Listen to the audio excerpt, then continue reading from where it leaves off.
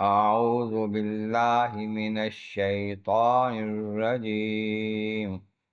بسم الله الرحمن الرحيم. واستفزز من استطعت منهم بصوتك وأجلب عليهم بخيلك ورجلك وشاركهم في الأموال والأولاد وعدهم وما يعدهم الشيطان إلا غرورا.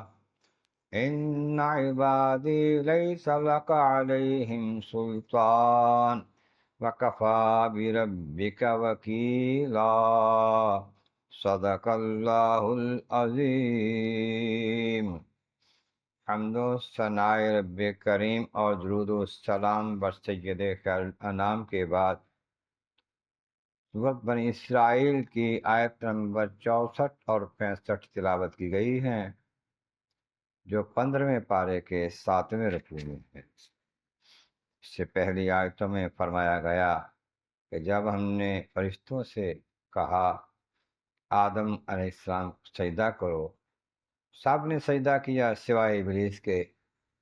کہنے لگا کیا میں اس کو سجدہ کروں جسے تو نے مٹی سے بنایا ہے، گارے سے بنایا ہے؟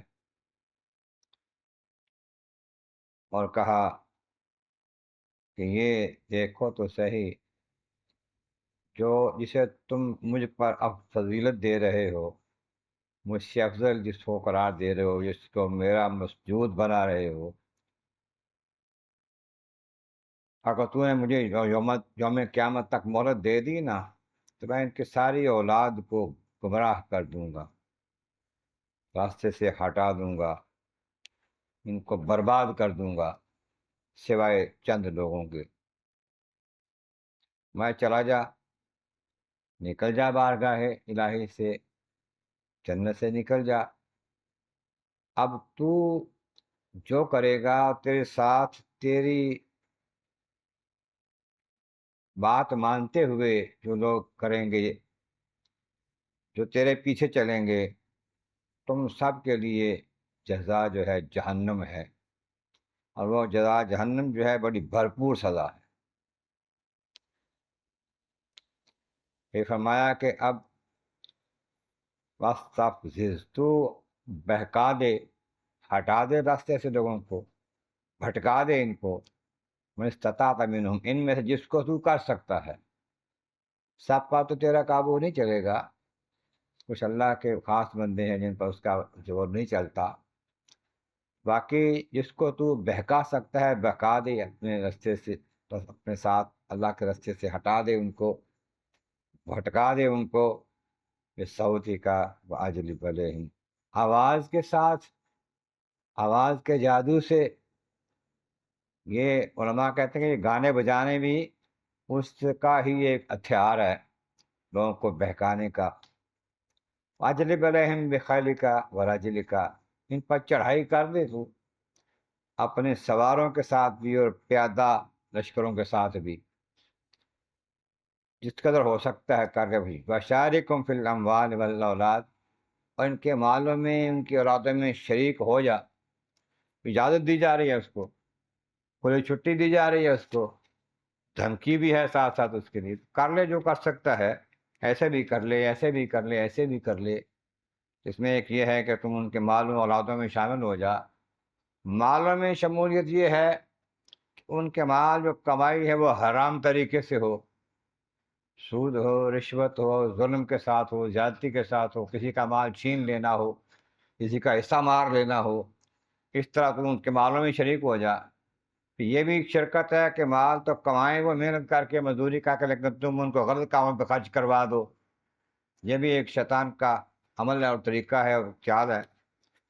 اور اولادوں میں شرکت کا ایک صورت یہ ہے کہ اولادیں ہوتی ہیں تو شیطان ان پر غلبہ حاصل کر کے ان کو راہ سے بھٹکا دیتا ہے، راہ حق پر نہیں چلنے دیتا۔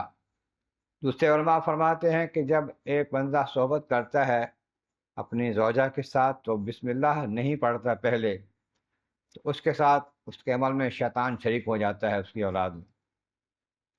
فائدہم، اور تو ان سے وعدے کر جھوٹے، دیکھو ما یعدہم الشیطان الا غرورا، کیونکہ شیطان کے بعد تو ہے وہ جھوٹے اور فریب والے ہوتے ہیں، دھوکے والے ہوتے ہیں، دور کے سواد سبز باغ دکھانا، یہ کر لو کوئی بات نہیں ہے، یہ بزرگ کر لو کوئی بات نہیں ہے، آج پی لو کوئی بات نہیں ہے، بڑی عمر ہے توبہ کر لیں گے، اس طرح کی باتیں جھوٹے وعدے کر کر کے لوگوں کو گمراہ کرتا جا۔ لیکن ان عبادی لیس لک علیہم سلطان، جو میرے بندے ہیں نا خاص، ان پر تیرا کوئی غلبہ نہیں ہوگا، تیرا قابو نہیں ہوگا، انہیں تو جتنا مرضی زور لگا لے انہیں راہ سے نہیں ہٹا سکے گا۔ اور اے محبوب آپ کا رب جو ہے وہی صحیح سارے کام بنانے والا ہے۔ رب تعالی جو ہے وہ جس کو بچائے شیطان سے، اس کو شیطان تو نہیں کچھ کر سکتا۔ اسی لیے یہ کہا جاتا ہے اپنے رب کی بارگاہ میں دعا کیا کرو شیطان سے بچنے کے لیے، اور تعوذ پڑھا کرو، اعوذ باللہ من الشیطان الرجیم، میں اللہ کی پناہ لیتا ہوں شیطان مردود سے، کیونکہ مردود کی شر سے بچنے کے لیے اللہ کی پناہ ضروری ہے۔ بندے کے بس کی بات نہیں ہے کہ خود شیطان سے یا مجھ سے بچ سکے، اللہ بچائے تو بچ سکتا ہے۔ اللہ تبارک و تعالیٰ کے بارگاہ عالم عظم والا کریم محبوب کریم کا صدقہ قرآن کریم کا فہم اور اعمال صالح نصیب فرما، اور شیطان کی ہر قسم کی چالوں سے ہمیں بچا۔